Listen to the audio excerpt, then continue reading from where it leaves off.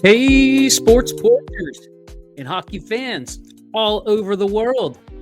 I'm your hockey Jesus, and I'm back for some analysis of the first round of the 2025 wow, Stanley Cup playoffs. Well, the playoffs are underway. I waited about a week just to, let everybody get into the game. And I'm just actually really thrilled that everybody's playing now. The hockey's been pretty good. The West has been a little bit more competitive than the East, and we'll get to that. We'll get a breakdown of each of the games. I'm just thrilled that this is going on. I hope you're loving the hockey. I know I love every second of it. I try and catch almost every game. This is not a time for sleeping, people. This is the hockey playoffs. This is what it's about, and we're going to get to it. We're going to get to it right now. We're going to start with the West Coast, and let's just start with St. Louis Blues playing the Winnipeg Jets. This game starts out in Winnipeg. They've got the home ice advantage, and they've taken advantage of it. They're up 2-0 in this series, and with a 5-3 win in game one and a 2-1 win in game two, I really like the way this team is playing right now. The home crowd's been great for them. I think they've stayed behind them the whole time. That's been good for. I think that's given the team a boost.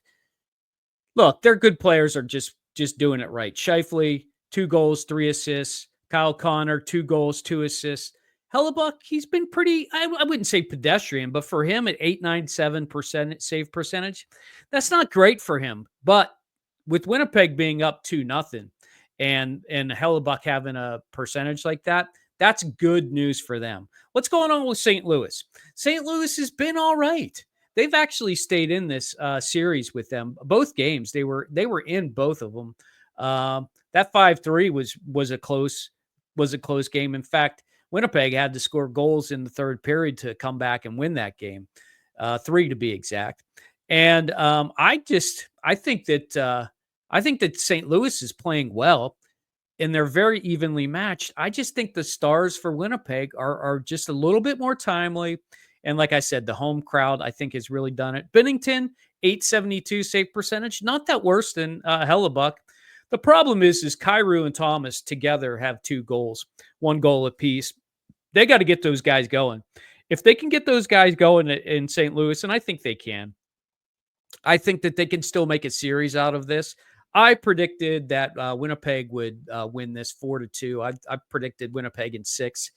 So I'm not too surprised with what's going on there, but I think it's a really evenly matched. Let's go to the next one. The next one is the Colorado Avalanche versus the Dallas Stars. This is the game that I told you guys. This is the one to watch, and I was dead on. This is all knocked up 1-1. The first game, Colorado came out and knocked the socks off of the Stars 6-1. And in game two, Dallas gets the overtime winner 4-3. What is going on in the series? Well, a lot for Colorado. Colorado's got their stars going. You know it. McKinnon, he's right at the top. 3 goals, 1 assist. And honestly, he's the guy who's really doing it. Mackenzie Blackwood's got a good save percentage, 921. He's played really well for him, but he couldn't stop Blackwell in overtime. And that was a big goal for Dallas. If they go down 2-0, losing both games in Dallas, it's almost over. It probably would have been over. I know Dallas is a good team. Clearly, Dallas is missing Heiskanen and Robertson. They need those guys back, but I don't think they're going to get them back anytime soon. That could be a problem.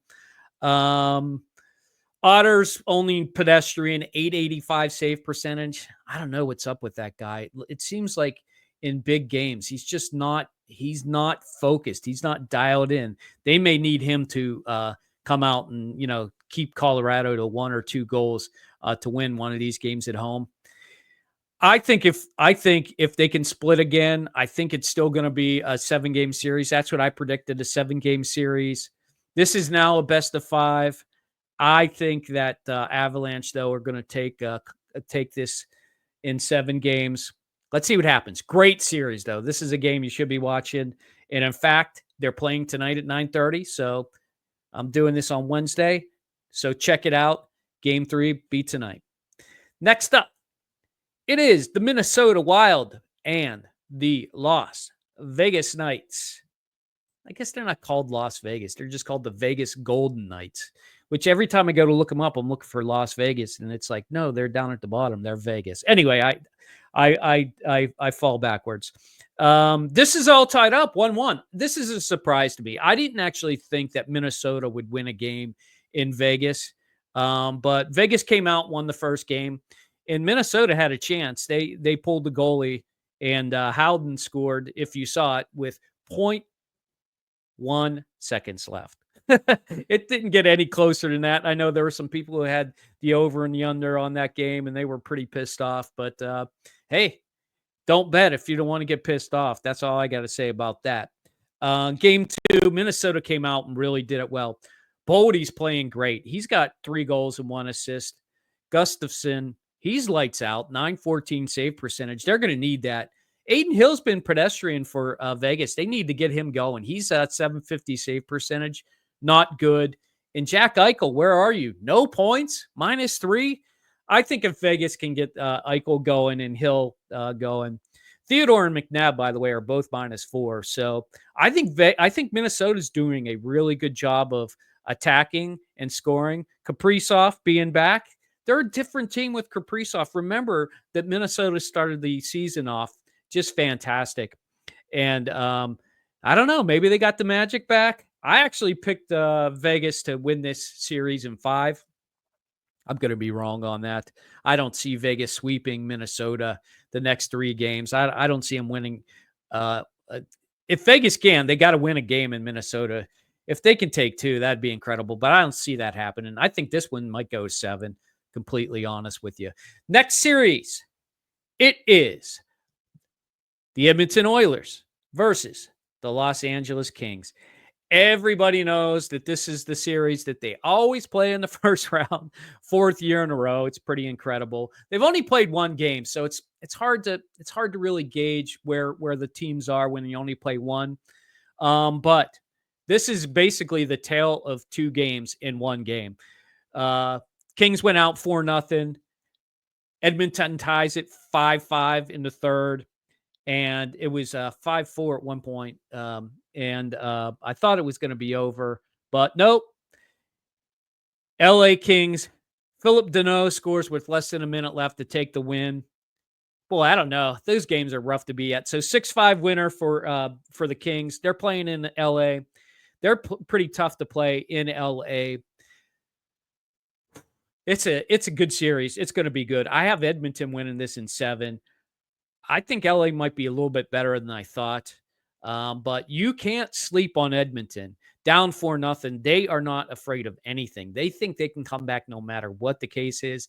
And honestly, with Draisaitl and McDavid and Hyman, they can do it. They can absolutely do it. I'm not going to go through save percentages here. It's useless in 1 game. So that game, actually, they're playing again tonight. So if you got the chance, check them out tonight, Wednesday night, 10 p.m. And it's time to go to the East. But before I go to the East, if you like what you're hearing, smash that subscribe button. I drop this on YouTube, and we also do it as a podcast on the Sports Porch. Theporcheslive.com is where you can catch us there, me and my buddies. We got a sports show. I'm the hockey Jesus. I give the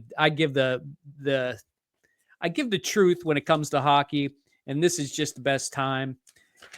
Let's go to the East. First game in the East is Toronto Maple Leafs versus the Ottawa Senators. The battle for Ontario, as it's called, has been all Toronto. 2-0 Toronto in this series. I think the only reason, game 1, Toronto wins 6-2. Game 2, they had to go to overtime to beat the Senators. But I'm going to tell you why I'm not so worried about that if I'm a Toronto fan. 3-2 overtime winner. Domi with just a great goal. I love him. If you watch me, you know I wanted the Penguins to go. I'm a Pittsburgh Penguins fan, by the way. I wanted the Penguins to go and grab him when he was on sale from Dallas. And Toronto got him for a bargain. He's a great player, and he proved it there with that overtime goal. What's going on here? Stolarz, he's second overall save percentage at 934. He's playing lights out. All the stars are shining. Tavares, 2 goals, 2 assists. Marner, 3 assists, 4 points. Nylander, 1 goal, 2 assists. Matthews with 3 apples. All the guys that you want to be scoring is scoring. Ottawa, on the other hand, they have 12 players with 1 point. So nobody's really shining there yet. Not surprising. Ottawa's a young team. They need to get Stützle going. Brady Tkachuk's they've got an identity crisis there. Brady Tkachuk's like a ham and egger. Stützle's like a fast guy. They got to figure it out. But Toronto's definitely putting the screws to Shabbat. He's a -4, and Olmark is an 800 save percentage. Something's got to give for the Senators, or this could be a sweep. I think Toronto is going to win this series in 6 games. We'll see what happens. They're heading to Ottawa. That actually, they don't play till Saturday, so that's a Hockey Night in Canada game. 7 p.m. Saturday is the next game. Hopefully, Senators can get it back. Next show is the New Jersey Devils and the Carolina Hurricanes. This is an absolute snooze fest. I kind of gave you a warning about this. I had a thought that that's what it was going to be. Absolutely boring hockey. Terrible, terrible, terrible. That being said, if you're a Carolina fan, you love it because you won game 1 4-1 and you won game 2 3-1. And honestly, I think Carolina loves it like that. Call us boring. Call us a bunch of jerks. They don't care in Carolina. They're going to play their style. They've been doing it for a while, and they're very good at it. I just think from an entertainment standpoint, I hate it. It's very difficult to watch. But hey, Freddie Anderson, 960 save percentage. You know why? Because Carolina doesn't allow a lot of high danger shots. And even when they did, Anderson's been lights out. He's the number 1 goalie right now in the postseason. Markstrom for the New Jersey Devils probably is their guy. He's got a 930 save percentage. He's been good. I mean, Markstrom is the guy that's doing it, but they've got nobody scoring. Who's scoring? I don't even see anybody. They only get, you know why? Because they only have 5 players with 1 point. 5 players with 1 point. That's not going to do it. Jesper Bratt and Hischier are the guys with only goals. When you only have 2 goals, you're not going to have guys with a lot of points. I thought that this would be a snooze fest, and I have Carolina winning in 5. Honestly, this could be a sweep. But they play again. They play Friday night, 8 p.m. So if you got other plans, I wouldn't bother to watch. But if you got nothing better to do, turn them on. The next game, it is the Montreal Canadiens versus the Washington Capitals. Well, the Washington Capitals were the surprise team this year in the East. They're the number 1 seed. They get to play against the Montreal Canadiens. The Canadiens, unlike Carolina, are just so much fun to watch. I love watching Carolina. I love watching these teams play. And honestly, I thought that maybe I have the Capitals winning this in 6 games, but let me tell you something. The way Montreal has already gotten their game, I would be a little worried if I was a Caps fan. The other thing, too, is for game 1, there were 1.68 million Canadians watching that game. They love their hockey in Canada, and it shows. That is an outstanding. That's the highest rating this year in the playoffs so far. I just love the way the young guys play. Caulfield, Suzuki, Hudson had 2 assists, and they still lost. The Capitals take game 1 all because of Ovi. Ovi had 2 goals, his first overtime winner ever. I'm sure he loved that. It is actually his post-game conference. If you didn't see it, go check it out. He was just like, "We won. Let's move on." He's focused, no doubt about that. So, Capitals hold on for the 1-0 lead. I think this is going to be a series to watch. I'm absolutely tuning in. They're going to be playing very soon, this Wednesday tonight. Watch the game.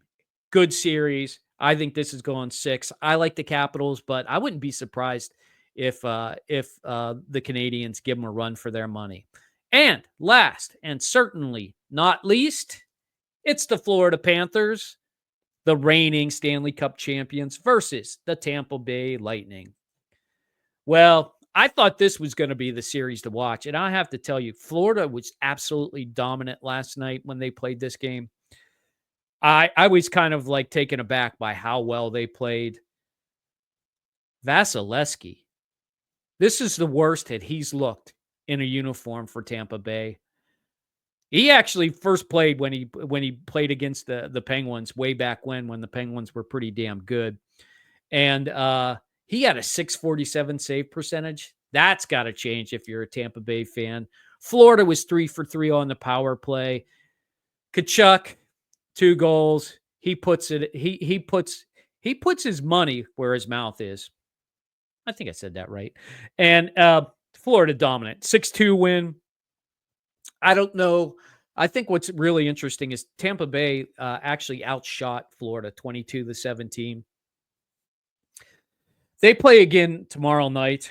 I'm going to have to tune in tomorrow night to see what happens. I think that Kucherov can get started. I think he can. I think this is going to be a series. It might be one of those 6-2 Florida win, 6-2 Tampa Bay win.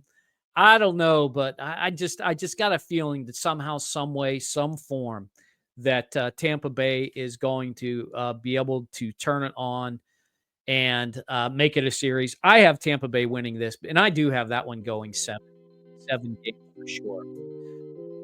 So the only thing that I want to add before I go here is just remember 68% of the series wins were from teams that have won game 1. So if you won game 1, you're looking pretty good, but there's still some teams out there that if you lost game 1, you can still get back into it. 2-0, that's a lot more harder to get back from. You can't go down 3-0. So those teams that are 2-0, Winnipeg's 2-0, and Toronto's 2-0, and Carolina's 2-0. If you can get to 3-0, cakewalk from there. Almost always guaranteed to get on to the next round. The other thing I'd like to bring up is that the viewership in the USA is actually down. So, Hockey Jesus fans, start watching some more hockey. Only 718,000 viewers in the United States. That's down about 27% from last year. Come on, people. We love our hockey in the USA. I know we do. Let's get out and watch it. I think it's down mostly because the big markets like Boston and New York, they're not playing. So that's a lot of fans who are just tuning out. And the last thing I have to say is there is also playoff hockey in the AHL tonight. The Wilkes-Barre Baby Penguins, they're going against the Laurel Valley. Did I say that right? I said that wrong. The Phantoms. They're playing against the Phantoms. Lehigh Valley. Why did I say Laurel Valley? There's Laurel Highlands in western Pennsylvania. That must be where I'm getting it. So the Lehigh Valley Phantoms, they play tonight. They play a best of 3 in the first round in the AHL. I like that format. Gets the move. The Baby Pens do have home ice, so they're playing at home tonight. Hopefully they can get a big win. I'd love to see those guys that I love so much, Koivunen and Ponomaroff, and McGroarty's not playing, and Bloomquist. I'd love to see those guys move on. So good luck tonight, Wilkes-Barre, and let's go and beat those Phantoms. I'm your Hockey Jesus. I'm out. I'm going to watch some hockey. I hope that you will too. If you like what you see, smash that subscribe button and come back here for the podcast. Until then, enjoy the NHL.